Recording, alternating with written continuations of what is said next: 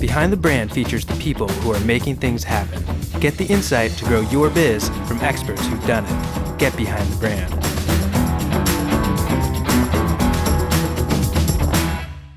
Hi, I'm Brian Elliott. Welcome to another edition of Behind the Brand. Today I'm here with Peter Kim, author of the book Social Business by Design. Pete, welcome to the show. Thanks, Brian. I usually ask my guests, how did you get this job? I have to say it's probably a combination of luck and grab an opportunity by the horns when it's there. Started out right out of school doing strategy consulting and focusing on the electric utility industry. Probably the last place in the world that a 20-something kid coming out of school wants to spend a lot of time thinking about power plants and nuclear generators. So I went back to business school, and coming out of there, the internet was blowing up. So I went to go work at a company called Razorfish, small internet consulting company. From there, took some twists and turns, went to go work at Puma for a little while, the sporting goods company, ran global digital for them, so great experience, really interesting industry. Went to Forrester Research, and when I was at Forrester, I really got into this thing, this emerging social media realm. To make the long story short, Jeff Dachis called me up one day. He was one of the co-founders of Razorfish and said, "Hey, I'm working on a new company, so I think you might be interested." And ended up joining him to start what became Dachis Group.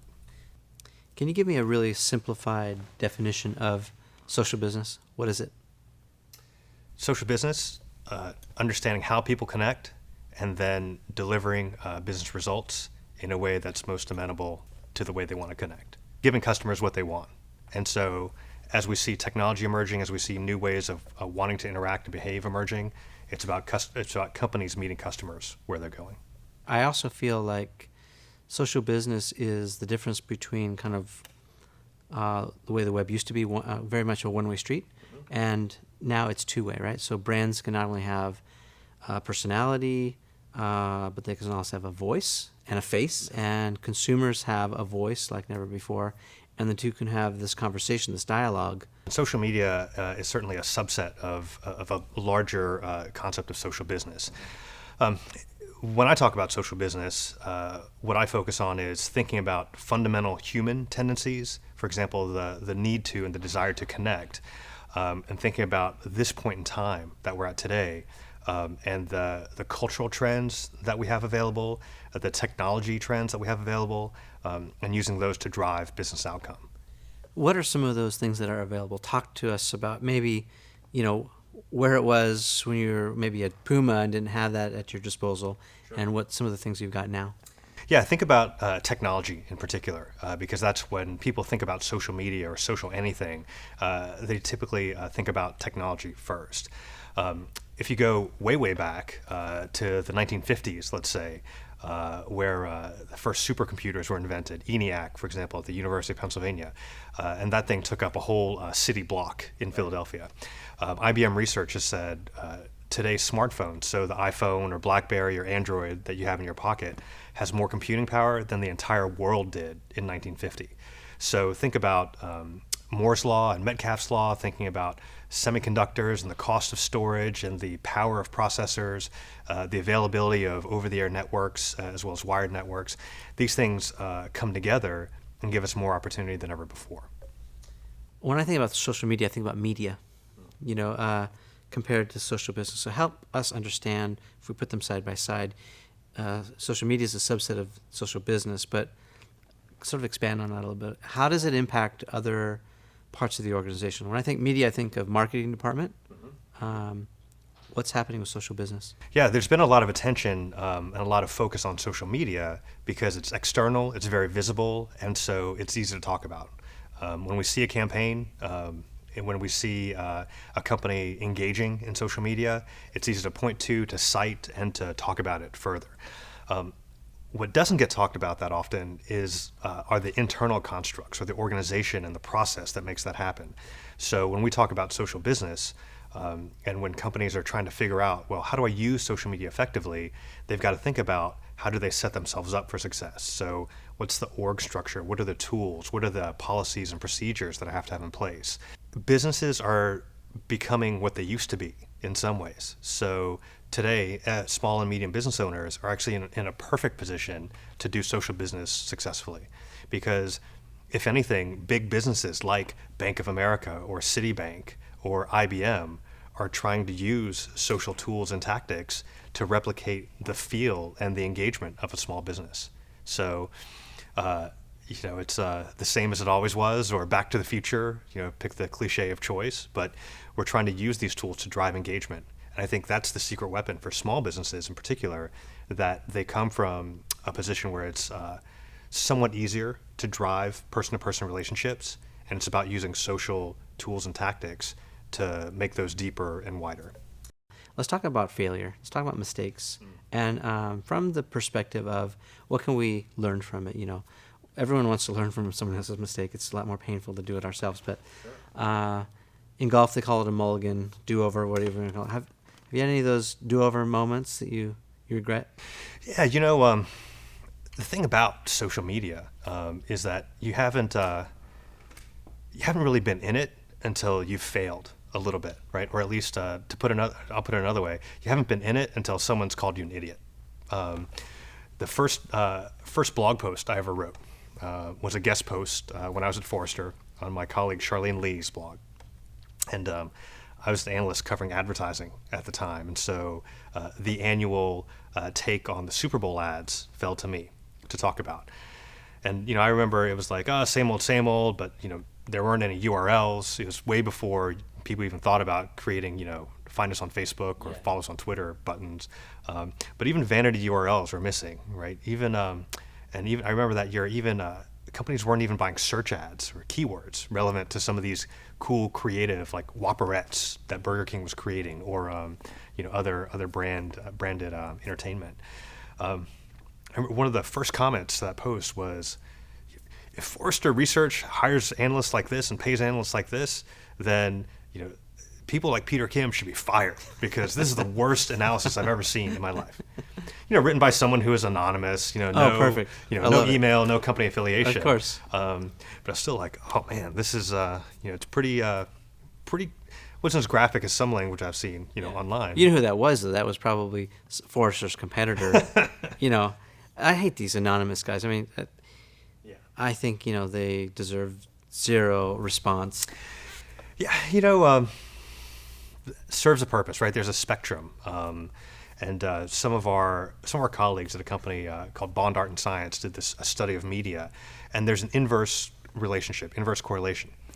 Anonymous, you let people comment anonymously, you get a high volume of comments, but typically low quality. Right. Inversely, you require authentication.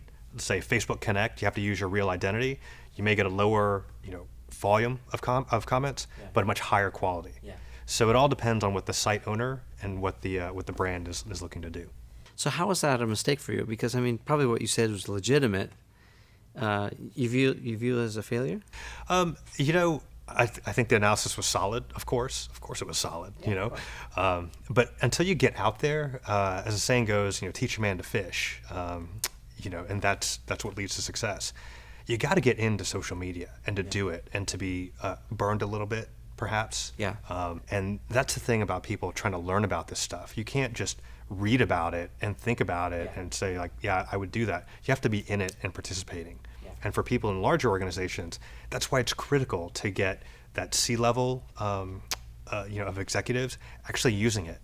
Not just reading about it in CIO magazine or my kids were at home on Thanksgiving break and they showed me YouTube. No, they've got to be posting, commenting, doing it themselves to really understand. Try it on for size, see what fits, what doesn't fit. Absolutely.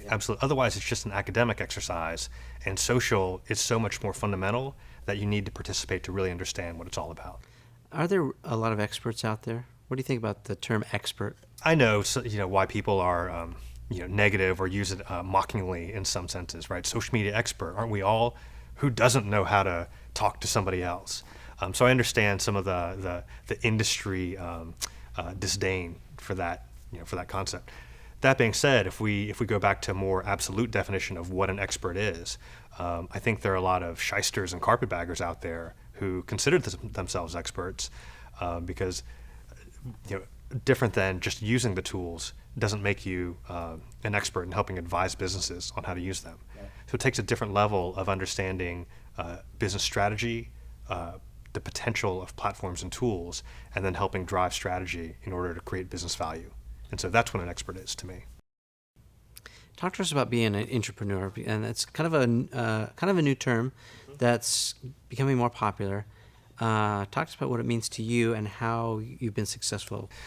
Yeah, great term. I know it's been around. Recently in social media, a friend and former colleague David Armano wrote a great piece in Forbes about a new breed of entrepreneurs. I think it's a great way when you find somewhere a brand or a company that you like overall.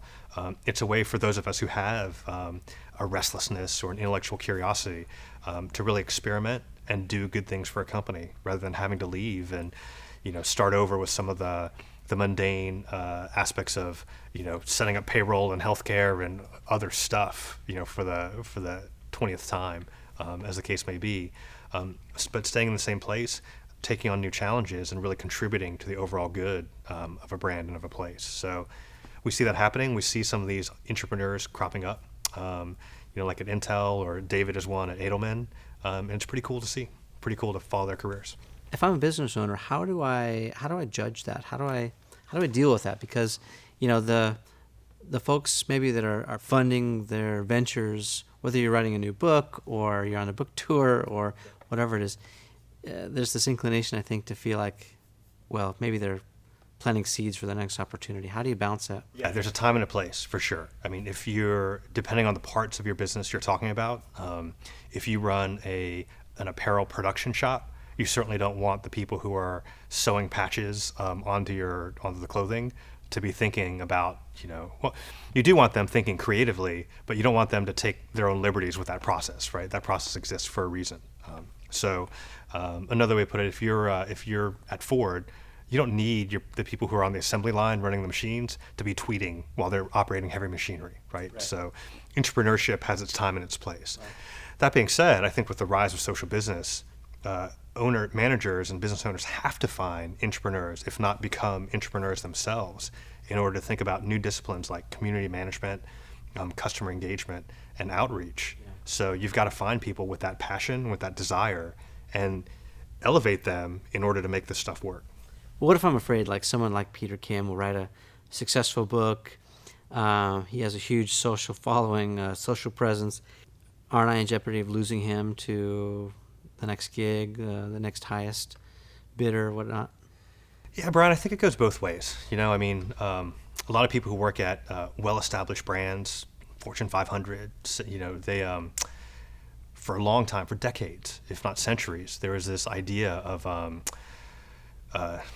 in psychology, it's called authority ranking. And it's almost a paternalistic approach. Well, back in the day, companies almost were like overseers, caretakers, paternalistic responsibility for making sure that people were, well paid and well taken care of. It was the mid to late 90s, companies like Enron and Tyco and corporate scandals and corporate malfeasance that showed us, that veil of paternalism, that authority ranking, is dead and gone. Yeah, absolutely. And so and what people are realizing is that it's the entrepreneurs, the ones who take matters into their own hands, that have a much stronger safety net actually at the end of the day, because they control their own destiny.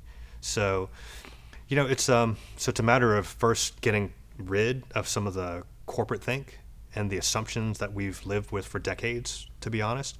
But then there's a balance in the middle, as in all things. I'm a terrible golfer. Do you golf? I'm also terrible. Okay. Yeah.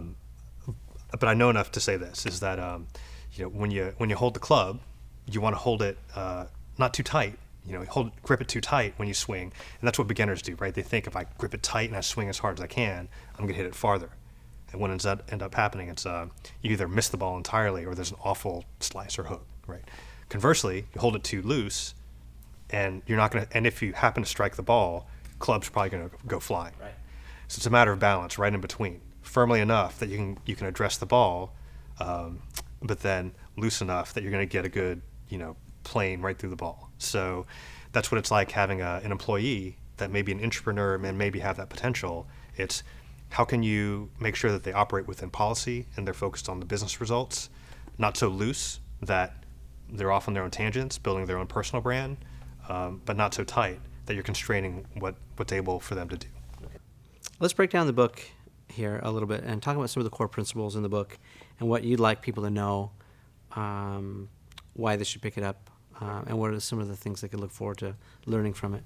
Yeah, we're at a different point in time in evolution. So I was at Forrester Research before Dotchess Group, and at the time, a book called Groundswell was written. It was very well timed to help people make sense of social media and the emerging opportunities in the marketplace.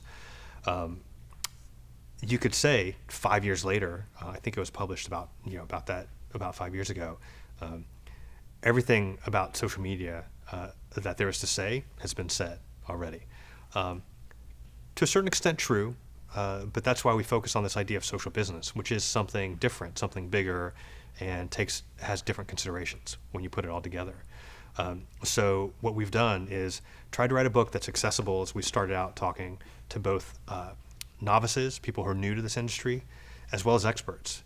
Because me more so than anybody else, man, I can't stand reading something that I already know. There have been many books that I've picked up that shall remain nameless, so don't push me on that one. Yeah. People send me books a lot, and it's like, all right, thanks, man, but I'm not seeing anything new here. Yeah. And we strove very hard to put in things that, even if you've been in the space for 7-8 years, which is probably the maximum that anybody could really say they've been in the space, you're still going to get something out of the frameworks, out of some of the visual thinking, the design thinking that we put into the book, and some of the case studies that may be new. So even if you know social business and you're a pro, there's still something to learn from the book. All right, we've been spending a little time with Peter Kim, author of the book Social Business by Design. Pete, thanks so much for coming by. Yeah, thanks for having me. Appreciate it.